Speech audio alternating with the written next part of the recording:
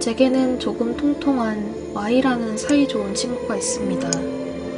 Y는 제가 지금 직장에 들어올 때부터 무척이나 친절하게 대해주어서 그 후로 회사에서 늘 함께 지냈습니다. 누구하고도 마음 편하게 대화할 수 있는 Y는 직장 내의 모든 사람한테 사랑을 받고 있었고 늘 싱글벙글 웃고 있는 그녀가 저는 무척이나 좋았습니다. 하지만 그런 Y한테도 고민이 있었습니다.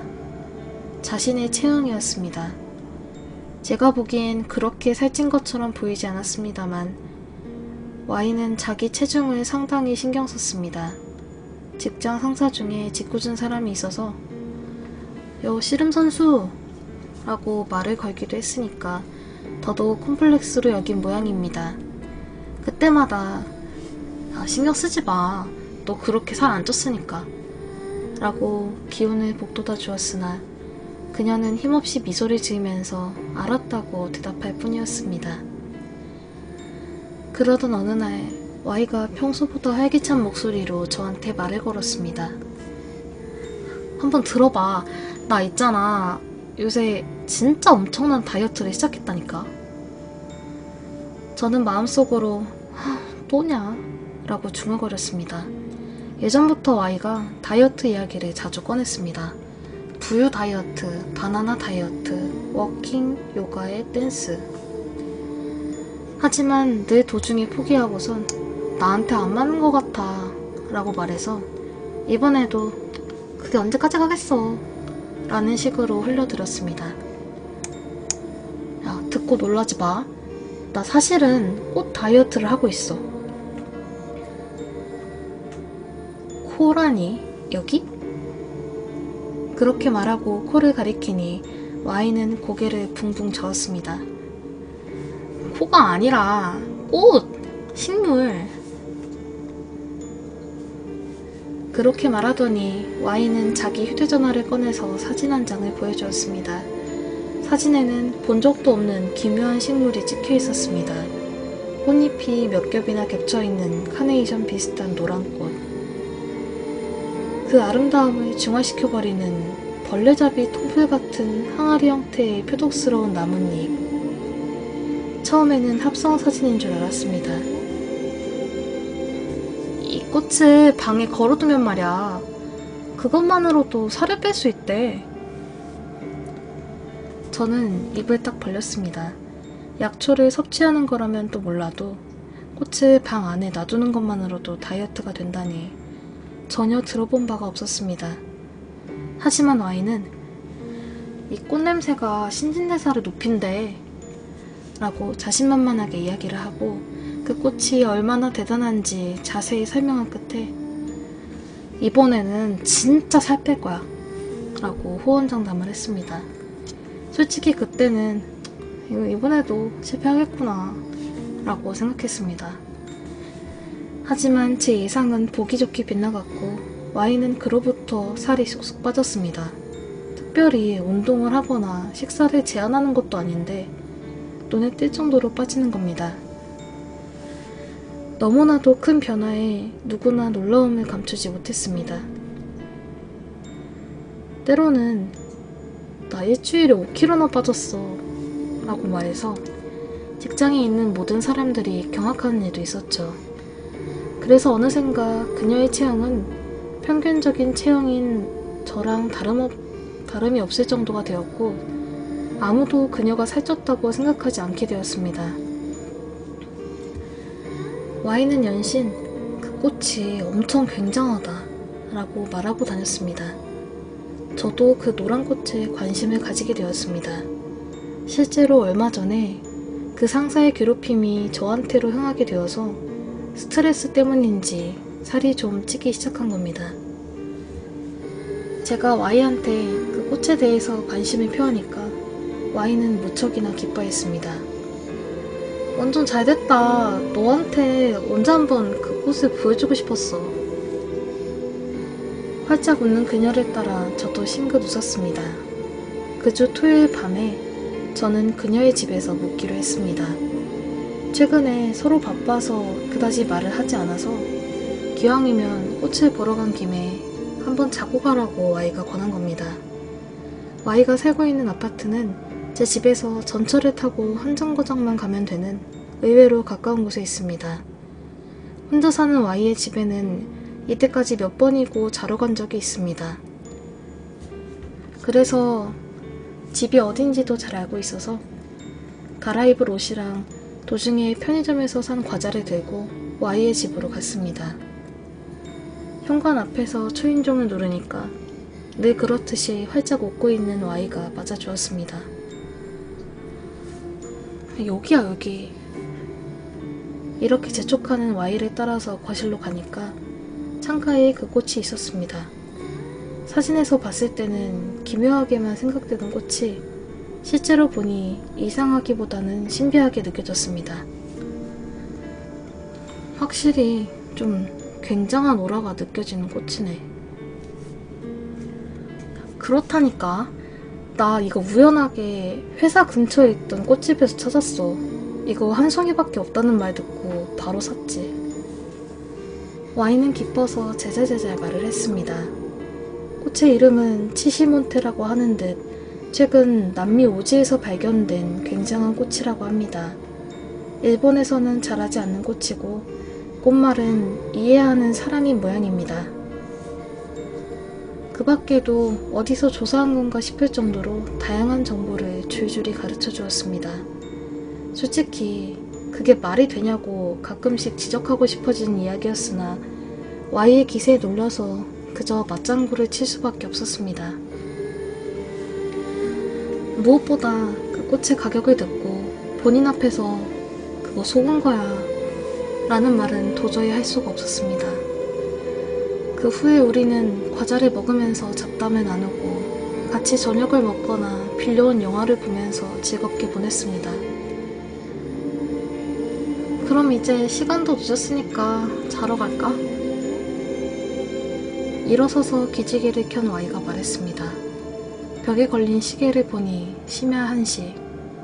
그렇게 늦은 시각은 아니지만 제가 몇 번 하품을 하는 걸 보고 졸리다는 걸 눈치챈 모양입니다. 실제로 전날 업무 때문에 피로가 쌓여서 졸리기 시작했기에 그날은 그만 자기로 했습니다. 커다란 방석 3개와 이불을 받아서 잘 자리를 만드니 불 좀 끌게 하는 Y의 목소리랑 같이 방이 어두워졌습니다. 불과 몇 분도 되지 않은 사이에 옆에서 쿨쿨 자는 소리가 들렸습니다. 예전에 묵었을 때도 느낀 건데 Y는 만화 속 캐릭터가 아닌가 싶을 정도로 잠을 잘 잡니다. 다만 그날은 저도 졸려서 그녀를 따라 바로 깊은 잠에 빠졌습니다. 뭔가 부스럭거리며 움직이는 소리가 들려서 저는 눈을 떴습니다. 벽에 걸린 시계를 보니 새벽 3시 무렵. 잠을 그다지 잘 못 자는 저는 멍해져서 일단 화장실에 가려고 일어났습니다. Y를 깨우지 않도록 불은 켜지 않고 눈을 가늘게 뜨고 화장실로 갔습니다. 도중에 뭔가가 다리에 부딪힌 것 같았으나 어찌어찌 커튼 틈새로 비치는 달빛 덕분에 거실 불을 켜지 않고 현관 앞에 있는 화장실에 도착했습니다. 거실에서 제법 떨어져 있으니 괜찮겠다 싶어서 현관 불을 켜고 화장실에 들어갔습니다. 잠에서 덜 깬 머리로 볼일을 보고 있으니 화장실 문 너머에서 무슨 소리가 들려왔습니다. 화장실 안에서 호러 영화에서 나오는 것 같은 악령이 신음하는 소리는 몇 분 정도 계속되었고 그 후 갑자기 정적이 감돌았습니다. 저는 너무 무서워서 몸이 굳어버리고 말았습니다. 뭐지? 방금 그 목소리. 화장실이라는 좁은 공간에서 얇은 문 한 장을 사이에 두고 저편에서 들려오는 정체를 알 수 없던 목소리에 완전히 겁을 집어먹은 것입니다. 하지만 진정하고 생각해보니까 지금 목소리는 Y의 목소리였던 것 같습니다. 어쩌면 얘가 잠꼬대로 이상한 소리를 낸 걸지도 몰라. 그렇게 생각하니 아주 조금 마음이 편해졌습니다. 그리고 언제까지고 화장실에 있을 수 없으니까 용기를 내서 방에 돌아가기로 결심했습니다. 하지만 그렇게 말해도 아직 조금은 공포가 남아있는 것도 확실합니다. 저는 화장실 문을 살짝 열고 몰래 방을 엿보았습니다. 신중하게 문을 열고 거실을 보고 있으니 딱히 이상한 낌새도 느껴지지 않고 Y가 쿨쿨 자고 있을 뿐이었습니다. 다행이다. 안심하고 그대로 화장실에서 나가려던 순간 제 눈에는 믿을 수 없는 광경이 비쳤습니다.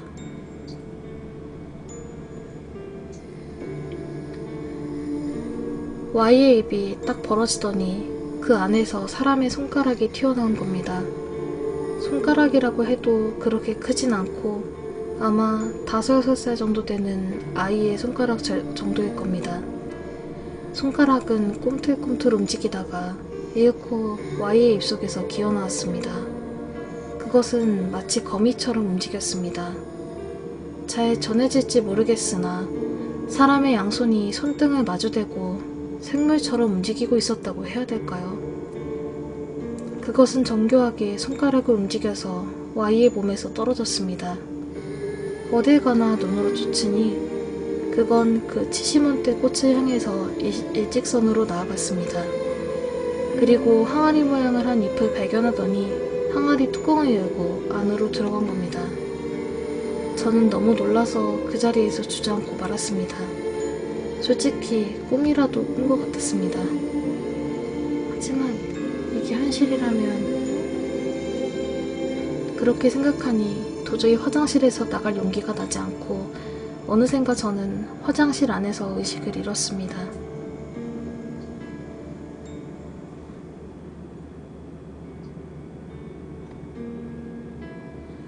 연신 문을 두들기는 소리에 저는 눈을 떴습니다. 저는 처음에 왜 화장실에서 자고 있는 거지? 라고 당황했으나 금방 그때 본 광경이 떠올랐습니다. 화장실 시계를 보니 이미 9시였습니다.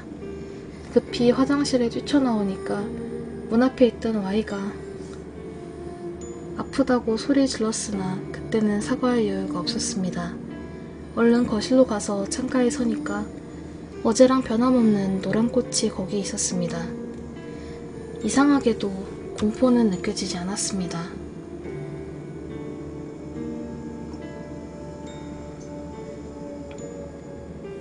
그날 내리쬐는 햇살이 방에 가득 차서 그런 건지도 모르겠습니다. 저는 잠시 생각한 뒤에 근처에 있던 비닐봉투를 집은 뒤 꽃을 꽃병채로 넣고 그대로 현관까지 들고 갔습니다. Y는 상황 파악이 안 돼서 멍하니 보고 있다가 제가 그대로 현관문을 열고 밖으로 나가려고 하니 팔을 붙잡고 말렸습니다. 좀 기다려봐.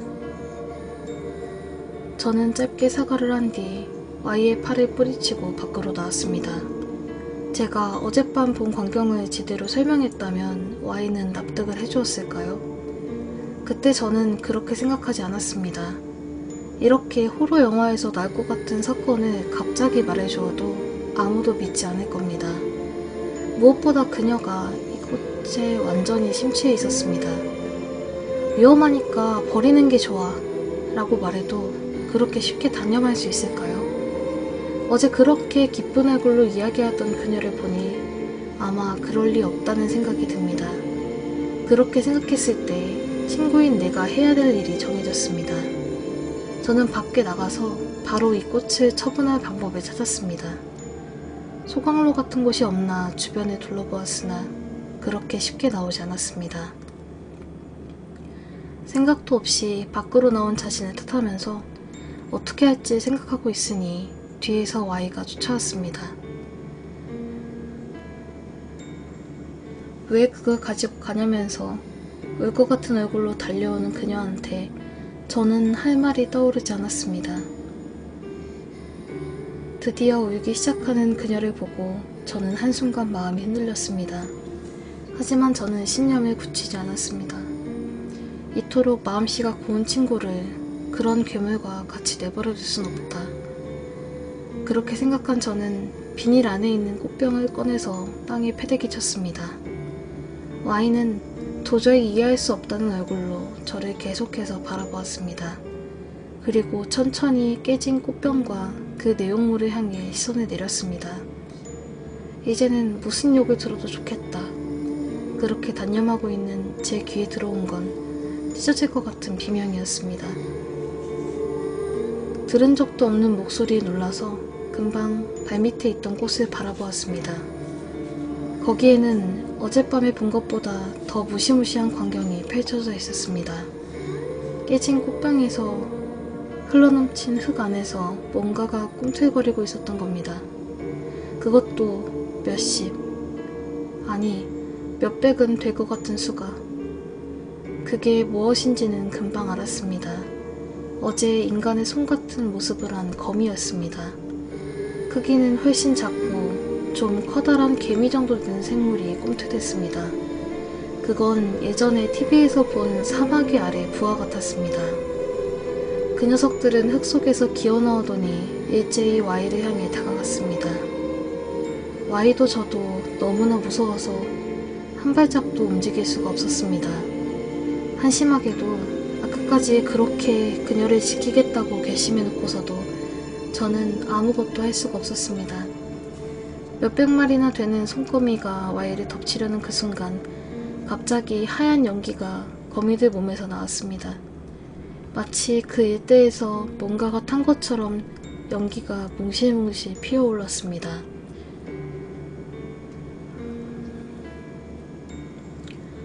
그러자 어느샌가 거미들이 자연스럽게 사라지는 겁니다. 저랑 Y는 당분간 거기서 넋이 나간 듯 서 있었습니다. 그 후로 냉정을 되찾고 그 항아리 잎을 커다란 돌로 짓뭉갰지만 안에는 아무것도 없었습니다. 지금 한 이야기는 지금으로부터 약 3개월 정도 전에 벌어진 사건입니다. Y는 그 무렵이 마치 거짓말인 양 원래 체형으로 돌아왔습니다. 직장 사람들은 뭐야 결국엔 리바운드 한 거야? 라거나 그쪽이 더 낫네 하며 농담삼아 말합니다. Y는 그런 농담을 들으면서도 늘 활짝 웃습니다. 지금도 저랑 Y는 친하게 지내고 있습니다. 그 후로 제가 그날 밤에 본 걸 열심히 설명하니 Y는 믿어주었습니다. 실제로 거미를 보았기 때문이었겠죠. 남은 꽃도 근처에 사는 아저씨한테 부탁해서 태웠습니다. 이걸로 아무런 문제도 없겠죠.